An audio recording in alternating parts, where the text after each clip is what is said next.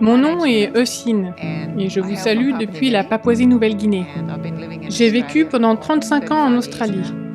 Depuis que je suis en Nouvelle-Guinée, j'ai rencontré cet homme merveilleux, Peter. Nous avons 3 enfants et 9 petits-enfants. J'ai été très active dans la vie de l'Église et au bout de 3 ans, j'ai pris conscience que j'avais besoin de plus dans ma vie que ce qui m'attendait.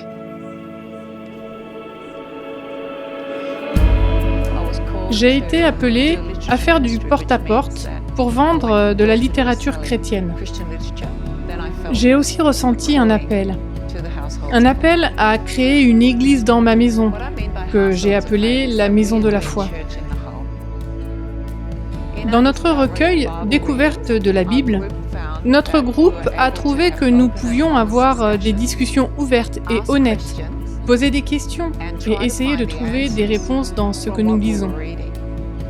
Il n'est pas nécessaire d'avoir une connaissance biblique ou d'avoir passé beaucoup d'années dans l'Église pour pouvoir participer à la discussion. Je ne vais pas à l'église. C'est quelque chose qui ne fait pas partie de mon style de vie. Mes racines sont catholiques, mais j'ai décidé de quitter l'Église quand je suis partie de la maison.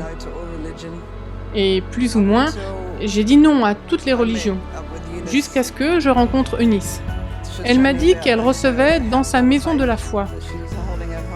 J'ai amené John avec moi et ça a été complètement différent de ce à quoi je m'attendais. Je me suis sentie à l'aise dans cette maison grâce à la manière dont ils conduisent les choses. C'était agréable. Il y a beaucoup de choses enseignées et à apprendre dans les histoires morales. C'est ce qui m'intéresse. Il y a là beaucoup de bonnes choses à apprendre. J'ai commencé à m'intéresser à Dieu il y a quelques années. Je cherchais partout la bonne église. J'ai trouvé l'église adventiste du 7e jour et puis j'ai rencontré Eunice. Elle m'a invitée à son groupe de maison. Cela a été merveilleux. Merveilleux pour ma croissance spirituelle. Rochelle est ma nièce. Elle est très responsable, très sérieuse et possède une véritable passion pour la parole de Dieu. La Maison de la foi, pour moi au départ, c'était vraiment une idée formidable. Je désirais entrer en contact avec les gens et chercher profondément dans la parole.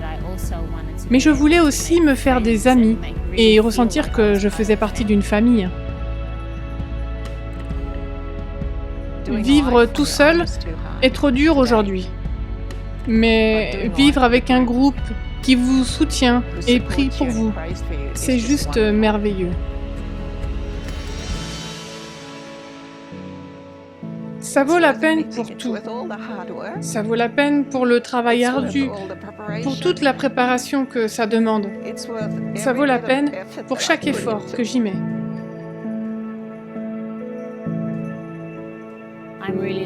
J'attends avec impatience le moment où je pourrai ouvrir ma maison aux autres, car je veux être capable de voir les changements s'opérer.